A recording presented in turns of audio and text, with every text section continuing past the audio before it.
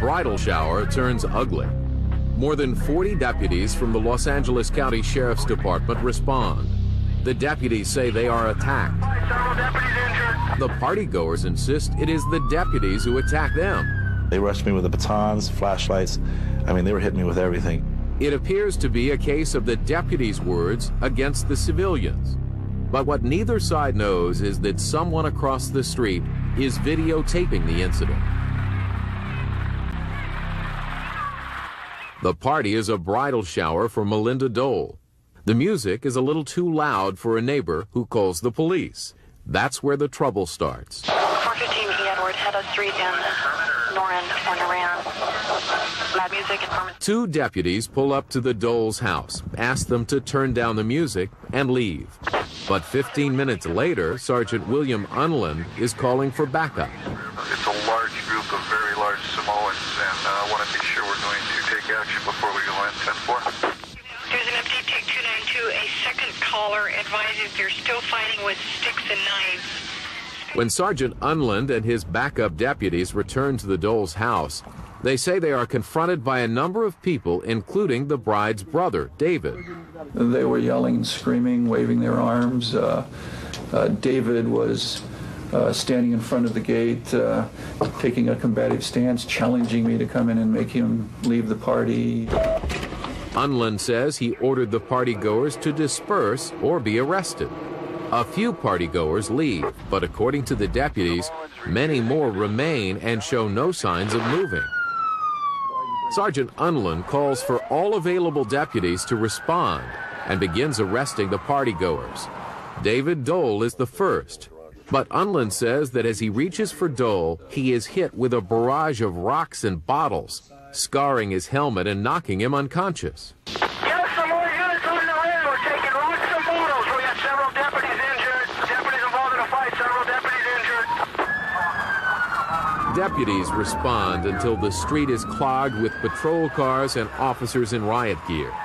According to a court deposition, there is a police helicopter hovering overhead and no fewer than 54 squad cars, around 100 deputies, all to break up a party.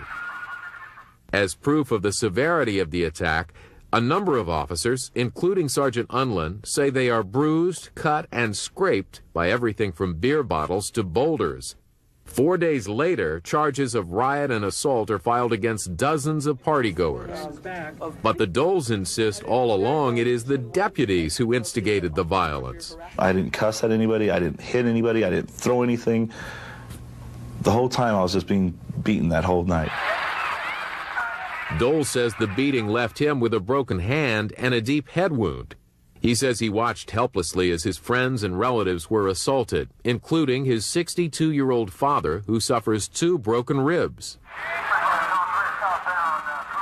According to the Doles, a neighbor's 17 minutes of shaky video show the truth of what happened that night. They treated us, our family, like animals that night. They didn't care if it was female or male. They just, everybody was beaten, and it was terrible. The tape reveals several instances of deputies clubbing partygoers who appear to be offering no resistance. Here, a man is rushed out of the house only to be collared by a club-wielding deputy. Here, another man already on the ground is surrounded by officers pummeling him with batons. And as this deputy guards another partygoer on the ground, he lands a two-handed swing with his baton. The videotape is enough to convince a jury to acquit David Dole and 2 others of the felony charges they faced, and to convince the prosecutors to drop charges against 26 others. But the Doles want an apology and more. We all knew that we were right. We didn't do anything wrong. The Doles file a civil lawsuit, and now it is the deputies who are on trial. One after the other, dozens of deputies repeat the same story. The partygoers had started the riot, pelting them with a barrage that ended just before that videotape started rolling. Patricia Alberico, Kathleen Keating, Claude Bowen, and Daniel Hackney were 4 of the 12 jurors in the deputies' trial.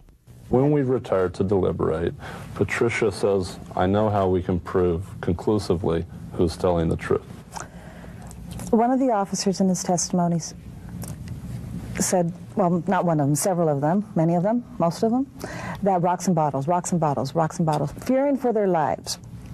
And he called in to the dispatch. Get some more units on the rail. We're taking rocks and bottles. Those radio transmissions were blaring out from squad car radios and picked up on that neighbor's videotape.